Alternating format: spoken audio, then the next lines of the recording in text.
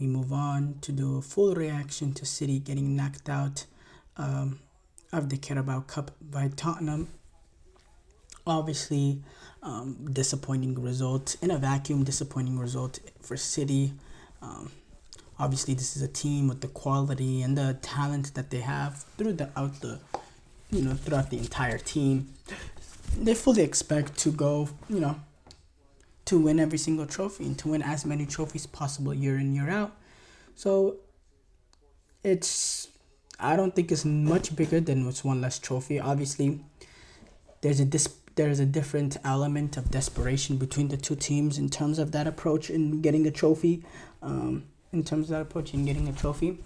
do say I thought Tottenham would come out and treat this game a little bit more seriously than they did. You had um, um, you had a lot of the first team players, yes, but I expected this to be a full fledged first team because we know the emphasis that Tottenham have on getting a trophy because they haven't gotten one in God knows how many years, and we know before the season that Postecoglou damn near guaranteed a trophy, saying I always get a trophy in my second season. So ideally, when you look at it, yes, Tottenham are playing in the Europa League as well, which is a really good opportunity. But this EFL Cup is a massive opportunity as well. Especially if you do take on some of the better teams early, they won't take it as serious. And this is a prime example of that with City. You have players like O'Reilly, McCarthy, Mateus Nunes, Ortega, not full-fledged first-team players. You sprinkle in a little bit of leadership there from Gundogan, Ruben Diaz, John Stones. It's a good mix for Manchester City, but it wasn't their first full-fledged team, far from that. And Tottenham were able to take advantage through first-half goals that came from Timo Werner in the 5th minute, and Papa Sarr, 25th, Nunez, he got the goal to half the deficit, and you thought that was the opportunity to get City back into the game. They had their few opportunities in that second half. They were able to create a little bit, but at the end of the day, Spurs was able to get it done. They were able to defeat Manchester City, and it's a good win. It's a very, very good win for them because they continue a potential trophy push. They give themselves a chance going forward for a potential trophy, and it's hard, especially early on in these sort of tournaments, because to take them seriously, because you're thinking, even if we win this game, there's still many games to go, and the chances of us really lifting this trophy are slim. But I think Tottenham, they just need to take one game at a time. I really do. Look, ideally, if you're a Tottenham fan, getting top four, not getting top four is not the worst thing in the world. If you win the Europa League, you get that trophy, that first trophy in God knows how many years, alongside a Champions League appearance for next season. I think that is a much more desired achievement if you're a Tottenham supporter, getting that Europa League win and playing in the Champions League next season. Because I think they'd prefer that a lot more than just qualifying into the Champions League through the top four. Obviously, you qualify through the top four, it's probably a better accounting of how you are as a team because of that 38 game league format and how you can have a run in one of these European competitions and not be necessarily the best team, but when you're playing in the league and you're getting into that top four, you have to be a really, really good team to get into the top four, especially in this Premier League that has City, Arsenal, Liverpool. Chelsea are really looking really, really good. We know what Aston Villa can be. But I do think getting top four will be a struggle for Tottenham because of their slow start with this team. But overall, I'm impressed. I'm impressed with was not necessarily this game, but the you had an emotional loss against Crystal Palace, difficult loss, bad loss that you suffered.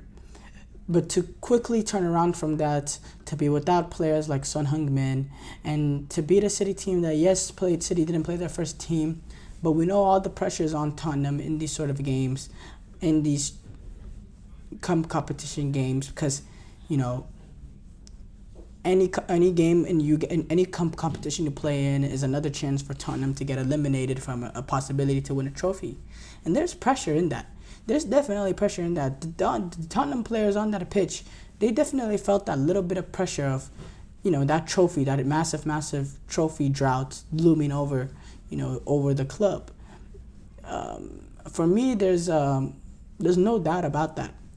As far as Manchester City, look, we're not the worst deal in the world. The only, you know, really bad part about this game is the injury to Savio, and it's very unfortunate the way it happened too. It's, you know, a freak moment, and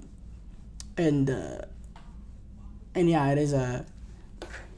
that is a pretty bad blow for Tottenham. I mean, for Manchester City, because he was having a really good season, and he has that direct nature to him that it gives you something a little bit different, and he was a very valuable piece for Manchester City, and he was played a lot too.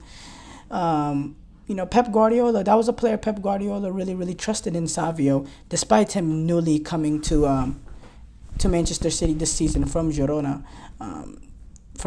So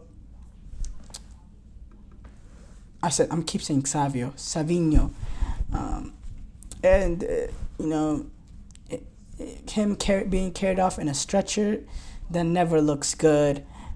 It never looks good, and it looks like it might be a potential bad blow. And if that's the case, that's a really pity for Savio. I thought he was playing, you know, some really good football. He was, you know, really announcing himself at the highest level, and you just hate to see a player of his quality on the trajectory that he was currently.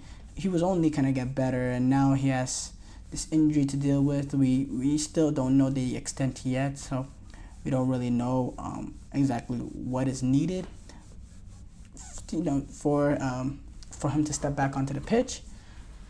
But yeah, overall, you know, for City, you know, obviously you expect to win every game, and you expect to be in the, you know, in and around, you know, the League Cup final for, or any cup final that you're competing for with the squad that they have. But again, you know, not winning Europa League, Carabao Cup is not the worst deal in the world. In fact, you know, this could be looked at as a possibility for City to lock in on league games, not even have to worry about Carabao Cup now, for the next few months or so, while other teams that are directly battling with them, like Arsenal and Liverpool, they'll still have Carabao Cup battles to play in December, with Liverpool taking on Southampton, Arsenal taking on Palace. So there could be that aspect to it. I do think one thing I did not mention is I talked about Savinho's injury. Big loss for Tottenham in this one. Mickey van de Ven is a very important part for Tottenham in terms of how his pace is so vital for that back line with that extremely high line that they play, and it's simply his muscles can't handle the speed that he's going at. The body, you know, he can't handle it. He's too fragile, and it's been a lot of injuries that Van de Ven has suffered since he's came in. Now it's his hamstring going yet again, and those are always tricky and pretty hard to come from, especially a player that relies on his pace. You know, you need your hamstrings to be at 100%, and that's a major blow. You know, especially depending on the severity of it. That's a sort of injury that can take you out for a really long time, and that's the last thing Tottenham wanted, because they are coming off that disappointing result this weekend to Crystal Palace, and you know, they have a sour taste in their mouth, and yeah, it's unfortunate for Tottenham. That's a big loss.